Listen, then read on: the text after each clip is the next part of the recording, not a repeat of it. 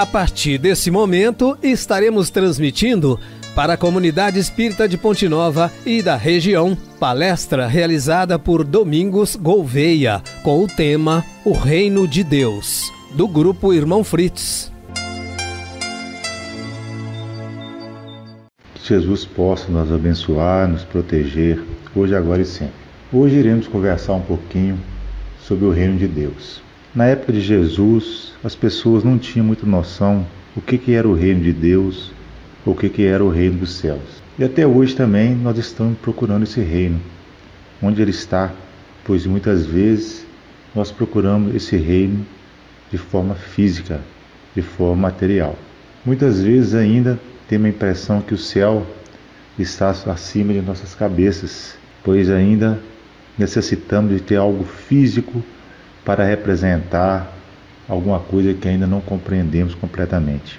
Então, desde a época do Cristo até nas épocas de hoje, ainda estamos tendo dificuldades para descobrir onde está o reino dos céus e, principalmente, o que devemos fazer para adentrarmos nesse reino. Jesus, com toda a sua sabedoria, quando esteve em nosso meio, ele fez grandes milagres, verdadeiros prodígios. Ele transformou a água em vinho, ele multiplicou os pães, multiplicou peixes, ele curou leprosos, fez cegos enxergarem, ele fez paralíticos andarem. E tantas outras coisas Jesus fez, nos ensinando, nos mostrando o caminho. Certa feita, os discípulos já não estavam acompanhando Jesus porque queria ver fenômenos. E Jesus não veio aqui para nos mostrar fenômenos. Ele veio para nos dar uma direção de vida. Então aqueles discípulos, alguns deles, estavam afastando de Jesus. E Jesus virou para os 12 e perguntou: e vós também não irão embora? E Pedro respondeu a Jesus: como podemos ir embora, mestre, se só vós tem a palavra de vida eterna? Então, meus irmãos, Jesus deixou vários ensinamentos para nós. Com certeza, ensinamentos que mudam a nossa vida.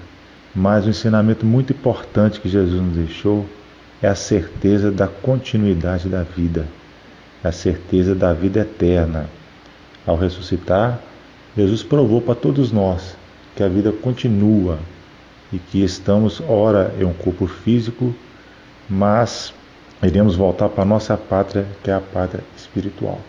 Então, o Espiritismo, desde 1857, vem nos esclarecendo, vem nos mostrando de uma maneira diferente aquilo que muitas vezes, propositalmente, ficou como se fosse um véu sobre a nossa mente. Então, o Espiritismo vem descortinar, tirar esse véu e mostrar com mais clareza aquilo que Jesus nos falou há 2000 anos atrás. Então, quando Jesus fala, existe várias moradas na casa do Pai, o Espiritismo nos explica que essas moradas são as esferas espirituais, são os mundos diversos que existem aos milhares em todo o universo. Nós sabemos que estamos na Via Láctea e que só nessa galáxia existem milhões e milhões e milhões de planetas, milhões e milhões e milhões de sóis. Existem milhões e milhões de galáxias espalhadas por todo o universo. Então, sim, existem várias moradas na casa do Pai. Existem várias esferas espirituais que nós podemos dizer que também é um reino de Deus. Por que não? Mas Jesus, quando veio aqui, ele nos falou que o reino de Deus não é uma conquista material, que o reino de Deus não é um lugar circunscrito, que o reino de Deus, acima de tudo, é uma obra interna dentro de nosso coração. É isso que Jesus veio nos falar. Mais de 100 vezes no seu Evangelho, Jesus utilizou a palavra o reino de Deus ou o reino dos céus, para que todos nós possamos sempre lembrar que a construção desse reino não é uma obra externa que a gente faz com pedra, com tijolo, com cimento. A construção desse reino é uma obra interna dentro do nosso coração. E Jesus tem nos chamado para participar desse reino, muitas vezes, mas na correria do dia a dia, nós não temos tempo. Muitas vezes estamos lotados de serviço, estamos no trabalho. Outras vezes estamos descansando de férias em nosso sítio, em todos os lugares. Não que seja errado descansar, não que seja errado a gente também ter um tempo para conosco mesmo. Mas, infelizmente, a maioria das vezes a gente dá muita importância para as coisas materiais e esquecemos das coisas espirituais. E Jesus nos fala da parábola dos festim das bodas, onde ele começa: o reino dos céus é semelhante a um rei que, querendo fazer a festa do casamento do seu filho, manda seus servos convidar as pessoas para participar dessa festa. Essas pessoas não quiseram vir, uma falando que foi ao seu trabalho, outra falando que foi à sua casa do campo, e não quiseram vir. Então o rei falou para os seus servos: voltai, falai com essas pessoas que eu matei os bois, está tudo pronto, o manjar está pronto, é um banquete maravilhoso em minha casa. Convidar essas pessoas, insistir para que essas pessoas possam estar aqui conosco, participando desse banquete maravilhoso. Novamente, os seus servos foram convidar essas pessoas, mas infelizmente eles não quiseram, e muitos deles maltrataram os servos do Senhor e até chegaram a matar. Então o rei, furioso com aquilo, mandou colocar fogo naquela cidade e falou para os seus servos: chamai todas as pessoas, bons e maus, porque o reino está pronto e a festa terá de ser feita. Assim foi chamado todas as pessoas. Chegando lá no salão, estava cheio, lotado, o rei chegou e viu que uma pessoa não estava com a veste nupcial. Então o rei falou: como você conseguiu entrar dentro desse salão? Você não está vestido adequadamente. Então mandou que retirassem aquela pessoa do salão e mandou amarrar os pés e as mãos e julgar nas trevas exteriores, pois lá haverá choro e ranger de dentes. Então, meus irmãos, essa parábola do festim das bodas é uma parábola do chamado para o trabalho, uma parábola do chamado para o reino de Deus. Nós sabemos que Jesus falava por alegorias, por metáforas, e utilizou dessa parábola, que aparentemente é uma simples festa de casamento, para mostrar das alegrias que teremos no reino dos céus. Mas nós muitas vezes nos esquivamos de participar desse banquete em detrimento das coisas materiais que estamos procurando. Quando o rei fala que mandou seus servos, está falando dos primeiros profetas que vemos muito no Antigo Testamento. Está falando daquele povo hebreu que tinha concepção do Deus único, mas mesmo assim não acreditou em Jesus. Então, esse reino está falando daquelas pessoas que deixaram de participar do seu banquete para as coisas cotidianas, para as coisas materiais. E assim somos nós até hoje. Somos chamados para o trabalho e não damos muita importância para aquilo. Quando o rei fala que aquele homem não estava com a veste nupcial, ele estava falando do perispírito da pessoa, daquele espírito, porque nós sabemos, a doutrina espírita nos explica que o perispírito irá acompanhar o nosso espírito e ele vai ser determinante para mostrar a nossa vibração, a nossa sintonia. Então aquele nosso irmão não poderia estar naquele lugar, pois a sintonia dele era com o mundo inferiores.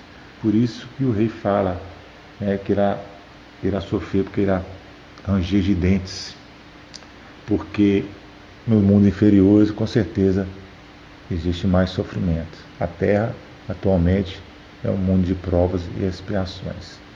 Então Jesus, em Mateus, nos fala: deixar vir as minhas criancinhas, não impeçam, pois o reino de Deus pertence aos que são semelhantes a ela. Então Jesus fala que o reino de Deus é para aquelas pessoas simples, aquelas pessoas que não guardam mágoa, igual a criança que não tem maldade, aquelas pessoas que não desejam mal para outros.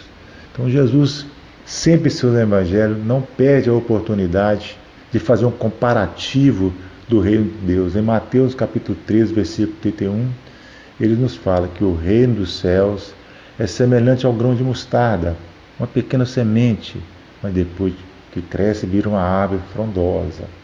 Então todos nós sabemos, meus irmãos, que uma semente normalmente é pequena, mas dentro dessa semente tem todo o potencial de uma árvore grande, de uma árvore frondosa, de uma árvore que vai dar muitos frutos. E Emmanuel nos fala, no Fonte Viva, que pelo fruto conhecerei as árvores. A boa árvore não é pelas folhas, pelo caule, pelo tronco, não é pela seiva, não é pela raiz. A árvore boa se conhece pelos bons frutos. Então é necessário que nós possamos multiplicar, crescer dentro de nós essa fonte divina que todos nós temos. Na parábola do semeador, Jesus fala que a primeira semente caiu na estrada e as aves comeram aquela semente. Então são as pessoas, meus irmãos, que a palavra de Deus não entra na cabeça dela. Normalmente elas são viradas por outros caminhos. As aves aí pode significar as nossas tendências maliciosas, pode significar muitas vezes os caminhos errados que tomamos e que nunca conseguimos realmente alcançar a palavra de Deus. Outra parte da semente cai nas pedras, ela chega a germinar, mas como tem pouca raiz, não tem profundidade, a semente se perde, a árvore morre. Então esse representa todos nós que ouvimos a palavra de Deus, ouvimos a palavra de Cristo, gostamos, de início gostamos, achamos bacana, mas depois não tem raiz profunda e essa palavra morre dentro de nós. Um pouco da semente cai entre os espinhos, ela cresce, mas depois é sufocada pelo espinho e a semente não germina, ela germina, mas não cresce e chega a morrer. Isso aí representa todos nós que ouvimos o Evangelho do Cristo, entendemos o Evangelho, gostamos desse Evangelho, mas as coisas da vida, as coisas da matéria nos sufocam e não deixam que nós possamos seguir o caminho do Cristo. E Jesus também nos fala da boa semente, que cai na terra fértil, e essa semente cresce, dá uma árvore frondosa, dá 30 por 1, 60 por 1 e 100 por 1. Então, que nós possamos ser essa semente que multiplica, que nós possamos tirar dentro de cada um de nós o ser divino que existe. Paulo nos fala que o Espírito Santo de Deus habita dentro de todos nós. Também Paulo nos fala em sua carta aos Romanos, no capítulo 14, versículo 17, porque o reino de Deus não é comida nem bebida, mas justiça, paz e alegria no Espírito Santo. Então, meus irmãos, é importante a gente saber que nós estamos no mundo material, que precisamos trabalhar, que precisamos comer, precisamos de beber. Isso é muito importante para todos nós sabemos disso. Mas muitas vezes nós deixamos as coisas espirituais para a última coisa para a gente fazer na nossa vida. Quando eu aposentar, eu vou melhorar, eu vou fazer um trabalho filantrópico. Então a gente sempre está deixando para o último coisa da nossa vida, fazer as coisas espirituais. Por isso que é importante aproveitar agora. Jesus, no Evangelho de Mateus, capítulo 5, versículo 5, ele fala: bem-aventurados os pobres de espírito, porque deles é o reino dos céus. Então Jesus falando que o pobre de espírito, que é aquela pessoa humilde, que é aquela pessoa simples, ele que é o reino dos céus. Interessante, meus irmãos, que essa passagem, que essa bem-aventurança é a primeira bem-aventurança que Jesus nos fala, ou seja, ela realmente é o nosso ingresso para entrarmos no reino dos céus. Nós sabemos que tem muita gente humilde, parece que nasce com aquela humildade, com aquela simplicidade, mas é importante saber que a humildade também é uma virtude que nós podemos conquistar, nós podemos treinar para ter essa virtude. E é muito mais simples do que imaginamos. Saber pedir desculpa, um dos atos em que mais se reflete uma atitude de humildade é a hora de pedir desculpa, quando a pessoa comete um erro, não age com responsabilidade naquele momento, e ela tem a oportunidade de se retratar, e pedir desculpa a quem foi lesado, né? Só a pessoa humilde sabe pedir desculpa. Saber aceitar críticas construtivas. Em muitos casos, uma pessoa do círculo íntimo ou alguém que conhece uma matéria, uma disciplina, pode corrigir ou pode nos aconselhar. Receber conselhos ou críticas construtivas com integridade e boa disposição é um ato de humildade da nossa parte. Então, saber também pedir ajuda. Muitos de nós não pedimos ajuda porque o orgulho não deixa a gente pedir ajuda. Então, vamos sim pedir uma ajuda. Se estamos precisando, se não sabemos fazer alguma coisa, por que não pedir ajuda a outras pessoas? Isso faz parte da humildade. Reconhecer também as pessoas que nos ajudam, é muito importante isso, né? A gente ter gratidão com as pessoas. Muitas vezes somos ajudados na nossa vida e sequer lembramos de fazer pelo menos uma prece para aquelas pessoas que nos ajudou. Então, meus irmãos, são muitas coisas que nós podemos fazer para ser uma pessoa humilde, para chegarmos aí a tentar essa colocação aí no reino de Deus. Então Jesus, em todo o seu evangelho, ele sempre nos falou parábolas, nos deu conselho, para quê?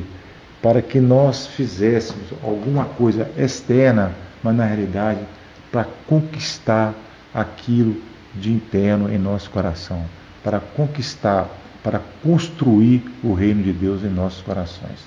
Então são as nossas atitudes no dia a dia, é tudo aquilo que nós fazemos de bem. Kardec nos fala na pergunta 886 do Livro dos Espíritos que Jesus entendia a caridade como benevolência para com todos, indulgência contra as imperfeições alheias e perdão das ofensas.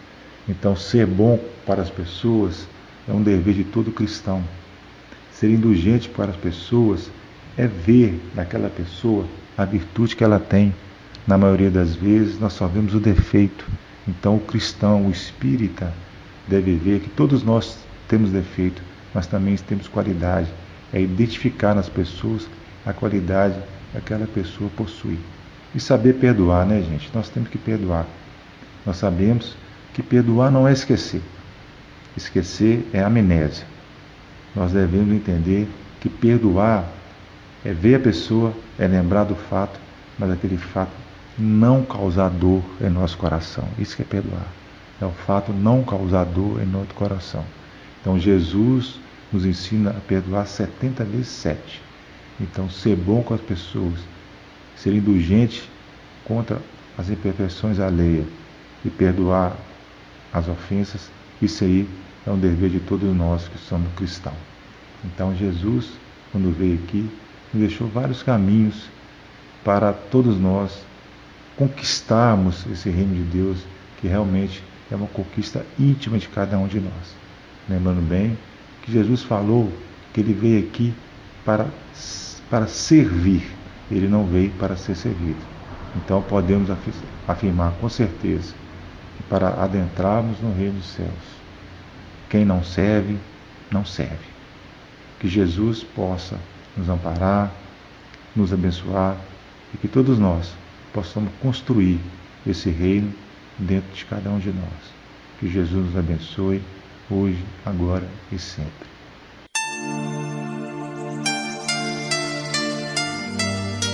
Termina aqui a palestra do grupo Irmão Fritz. Boa noite.